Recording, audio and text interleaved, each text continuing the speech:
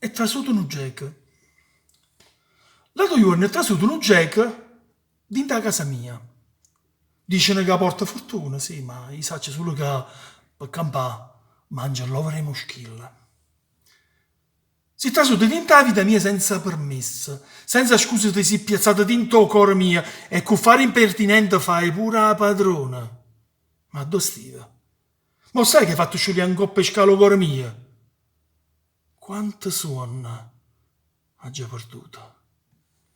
O Jack a un certo punto mi ha guardato come a dire ma chi sto mo che vuole a me? Poco una mossa se ne è fuiuto un coppo muro della cucina. Non mi credeva, non mi credeva che a st'età poteria ruscioliare all'intrasatta in coppa e vaso le sciuliose e chi sta a muore. Mo mi guarda dentro lo specchio ogni mattina e vede che questo occhio chi ne suona che non trovano pace. No, non lo caccio. Pure se mi fa una pecorella schifa, la verità, con quell'occhio grosso e nero, pensa che a pulizia e muro e fa tanzia. Eh già. Occhio che si posano in coppa o cuscina. Da seriose vase che non mi saziano mai. E che dicono, ti voglio bene. Ho già che l'ha già cercata, ma non l'ha già vista più.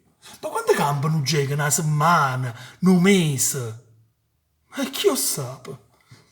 Tanto tutte cose tengono una fine. O geca, un amore grande, un amore piccirillo. E tutte queste cose a un certo punto se ne fuono. E non è vero più. E allora rimane solo una speranza. Che o geca si hanno scusa a reto mobile della cucina.